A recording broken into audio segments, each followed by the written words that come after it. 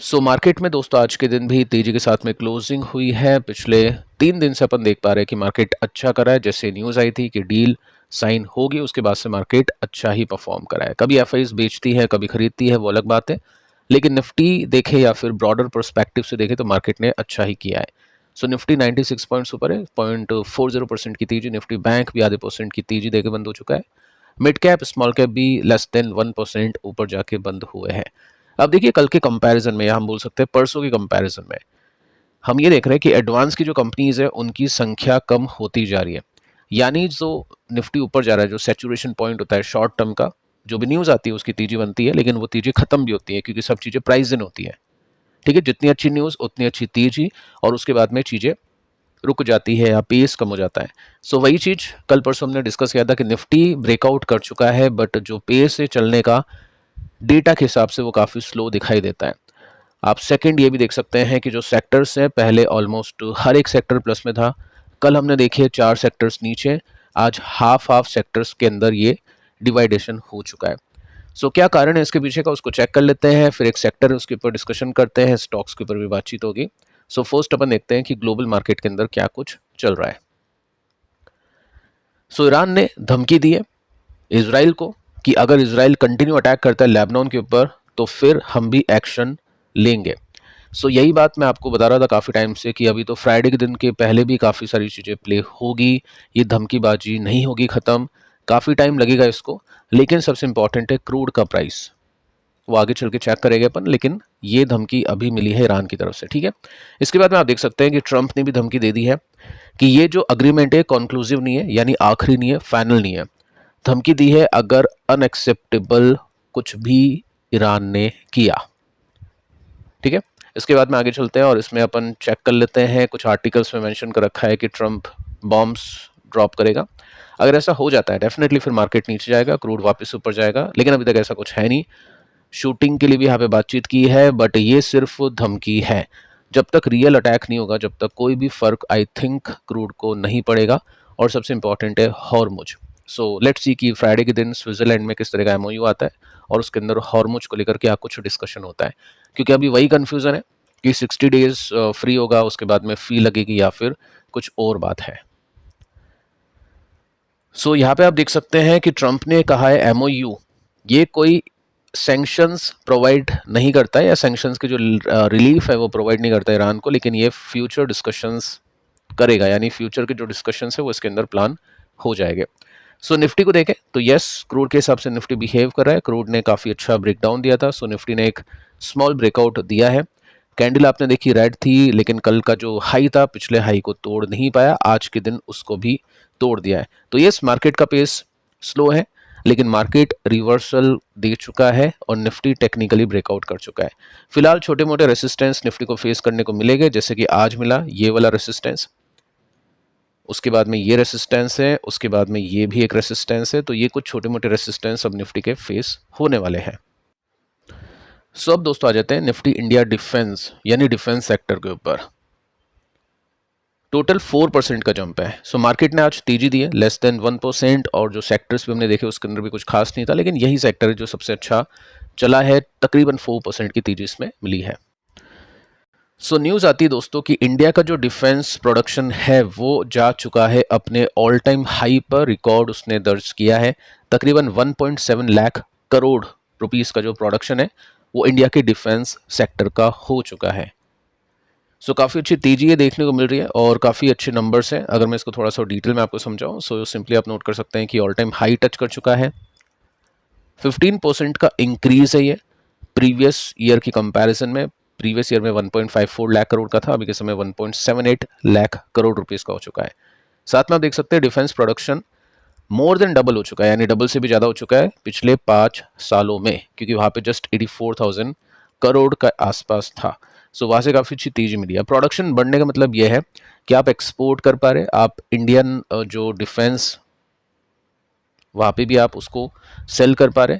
Ultimately एक growth का संकेत है, क्योंकि विदाउट डिमांड प्रोडक्शन नहीं चलता है और प्रोडक्शन करते भी नहीं है। प्रोडक्शन है, इट मीन्स सेल भी प्रोडक्ट्स हो गए और उसके बेसिस पे शायद ऑर्डर है तभी प्रोडक्शन चल रहा है। ये काफ़ी अच्छी बात मानी गई है। साथ में आप देख सकते हैं जो इंडिया के डिफेंस मिनिस्टर है मिस्टर राजनाथ सिंह, इन्होंने पॉलिसी रिफॉर्म को लेकर भी बातचीत की है, पब्लिक सेक्टर यूनिट्स को लेकर बातचीत की है, प्राइवेट कंपनीज को लेकर बातचीत की है फॉर ग्रोथ। और सबसे बड़ी बात दोस्तों यह है कि प्राइवेट कंपनीज ने कंट्रीब्यूट किया इसमें 42,000 करोड़ रुपीस के प्रोडक्शन का, यानी 1.7 लाख करोड़ में 42,000 करोड़ प्राइवेट कंपनीज कंट्रीब्यूट करती है। स्टार्टिंग अगर हम देखें बैंकिंग सिस्टम की, तो स्टार्टिंग हुई थी सरकारी बैंक से, उसके बाद में फिर प्राइवेट बैंक्स आते हैं। प्राइवेट बैंक्स का जो शेयर था वो बढ़ते गया, सरकारी बैंक्स को आउट परफॉर्म कर गया, और उसके बाद में प्राइवेट बैंक का शेयर अभी ज़्यादा हो चुका है। ठीक है, तो यही सिचुएशन हो सकता है डिफेंस के अंदर भी देखने को मिल जाए कि प्राइवेट कंपनीज का जो कंट्रीब्यूशन है वो ज़्यादा हो जाए पब्लिक नहीं, सॉरी, हम बोल सकते हैं जो गवर्नमेंट कंपनीज है उनकी कंपैरिजन में। सो यहाँ पे आप देख सकते हैं प्राइवेट सेक्टर का जो शेयर है वो इंक्रीज करके 24% तक पहुंच चुका है। सो ये काफ़ी अच्छी बात है। साथ में डिफेंस एक्सपोर्ट भी 62% के साथ में वायन बेसिस पे बढ़ चुके हैं, तो ये तो बहुत अच्छी बात है, 62% का जंप। अब इंडिया एक्सपोर्ट करती है टोटल 80 कंट्रीज़ को। सो जैसे ही ये खबर आती है और उसके बाद में मार्केट के अंदर काफ़ी बुलिशनेस आती है, डोमेस्टिक प्रोडक्शन बढ़ रहा है, बजट एलोकेशन बढ़ रहा है, एक्सपोर्ट बढ़ रहा है, ऑर्डर बुक काफ़ी अच्छी है, साथ में ग्रेटर पार्टिसिपेशन आपको प्राइवेट सेक्टर की जो डिफेंस कंपनीज है उनमें देखने को मिला है। सो स्टॉक्स पे आते हैं। एमटार 8% का जंप।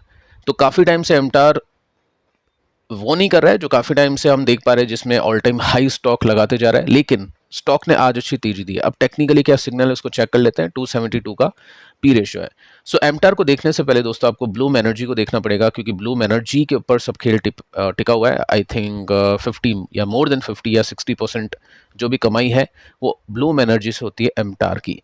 और न्यूज़ हमने सुनी थी कि ब्लूम एनर्जी कुछ प्रॉब्लम्स फेस कर रही है, जिसकी वजह से स्टॉक भीग रहा था ब्लूम का, और साथ में एमटार का स्टॉक भी क्रैश हुआ था। उसके बाद में अपडेट्स आती है थर्ड पार्टीज की तरफ से कि ऐसा कुछ नहीं है, और उसके बाद में ब्लूम का स्टॉक भी चल रहा है और साथ में एमटार का स्टॉक भी चल रहा है। सो यहाँ पे दोस्तों पॉइंट ये बनता है कि पिछले क्वार्टर के रिजल्ट अच्छे थे, क्वार्टर 4 बहुत अच्छे गए, क्वार्टर 1 अच्छे आने की संभावना है, क्वार्टर 2 की भी अच्छे आने की संभावना है, क्योंकि ऑर्डर बुक इसकी काफ़ी बड़ी है और ब्लूम के पास में नए काम आ रहे हैं डेटा सेंटर के भी, तो वो जो काम है वो एमटार टेक को भी मिलने वाले हैं। लेकिन जैसे न्यूज़ आती है मार्केट के अंदर कि ये प्रॉब्लम चल रही है, उससे पहले ही हमने देख लिया कि इसमें एक ब्रेक डाउन हो गया था, तो डेफिनेटली यहाँ पे चिंता का विषय हो जाता है। सेलिंग बनती है, जो भी इन्वेस्टर्स होते हैं, ट्रेडर्स होते हैं, मोमेंटम चेस करते हैं, वो ऐसे में सेल करते हैं। उसके बाद में वापस से आप देखोगे तो यहाँ पे ब्रेकआउट हो चुका है, ठीक है, और ऑल टाइम हाई के आसपास स्टॉक आ चुका है। अब होता क्या है कि कभी कभी जब स्टॉक डाउन ट्रेंड में आता है तो उसको अप ट्रेंड में जाने के लिए बहुत मेहनत करनी पड़ती है। ऑल टाइम हाई को वापस से टेस्ट करता है, उसके बाद में रुकता है, चलता है, कभी नीचे भी जाता है। सो बेटर ये होता है कि जो भी इन्वेस्टर अब देखना चाहते हैं कि स्टॉक क्या वापस बुलिश हो चुका है या फिर नहीं, सो उनको एक नई ऑल टाइम हाई के ब्रेकआउट का वेट करना होता है। जैसे मान लो कि अगर स्टॉक कल परसों या जब भी यहाँ पे ऑल टाइम हाई लगाता है, नई हाई लगाता है, इट मीन्स हम बोलेंगे कि यहाँ पे वापस से जो मोमेंटम है ये वाला वो कंटिन्यू हो चुका है। सो कई इन्वेस्टर्स वेट करेंगे नंबर्स के आने का, और कई इन्वेस्टर्स टेक्निकल्स के हिसाब से कंपनी को परखेंगे। इसके बाद में देखिए दोस्तों, नेक्स्ट कंपनी है पारस डिफेंस। 18% का जंप इसमें देखने को मिला है। सो काफ़ी बड़ी तेजी, आई थिंक इसी में सबसे बड़ी तेजी थी। 118 का पीएम इसका हो चुका है, और इन कंपनीज को देखो वैल्यूएशन ज़्यादा मिलेगी, क्योंकि जो भी है वो सब डिपेंड करता है इनकी ऑर्डर बुक की वजह से, और ऑर्डर बुक इनकी काफ़ी मैसिव होगी तभी जाके प्रोडक्शन इनका काफ़ी बढ़ चुका है। सो ये चीज़ आपको समझनी है। पिछले क्वार्टर की बात करें तो काफ़ी अच्छी ग्रोथ थी, 57% के साथ में सेल्स, 74% के साथ में इसका प्रॉफिट बढ़ चुका था। और साथ में टेक्निकली हम इसके मंथली चार्ट को देखें तो ये बताता है कि जब भी इसने ब्रेकआउट दिया है उसके बाद कोई बड़ी तेजी आई नहीं है। प्रैक्टिकली अगर आप इसमें यहाँ देखोगे तो यहाँ पे ब्रेकआउट आने के बाद में स्टॉक ज़्यादा चला नहीं और स्टॉक नीचे। फिर हम यहाँ पे एक ब्रेकआउट देखेंगे तो स्टॉक यहाँ से भी नहीं चला। स्विंग का देखें तो डेफिनेटली स्विंग में काम हुआ है, लेकिन फाइनली अब जो ब्रेकआउट हुआ है उसके बाद में स्टॉक काफ़ी ऊपर जा चुका है।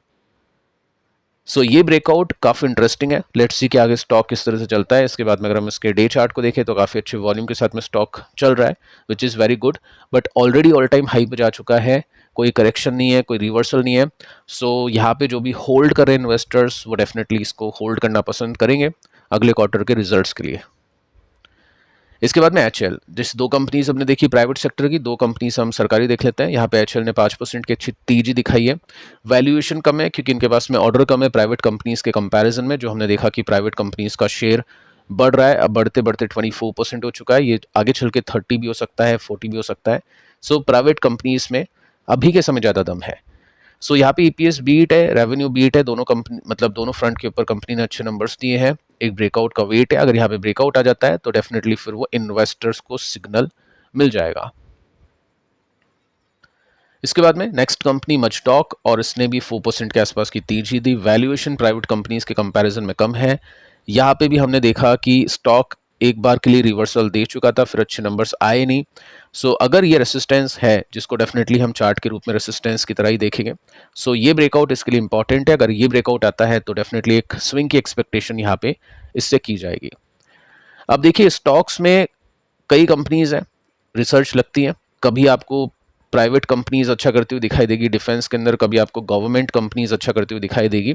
तो ऐसे में क्या होता है, इंडेक्स नॉर्मली अच्छा करता है क्योंकि मेजरली जो इंडेक्स की होल्डिंग है वो सरकारी कंपनीज की है, बट प्राइवेट कंपनीज अगर अच्छा करेगी तो भी उसमें पुश मिलता है।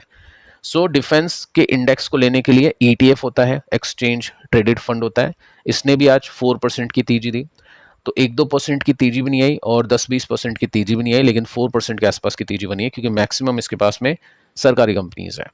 सो यहाँ पे जब स्टॉक स्टॉक बोल सकते हैं, ईटीएफ बोल सकते हैं, जब अपने सपोर्ट पे था, तब यहाँ पे बातचीत हमने की थी कि ये जो तेजी है ये आना थोड़ी सी डिफिकल्ट है क्योंकि ये ऑपरेशन सिंदूर की वजह से आई थी, बट ऐसा कोई ऑपरेशन नहीं होता है, तो स्लोअर पेस के साथ में चीज़ें प्ले होती हैं।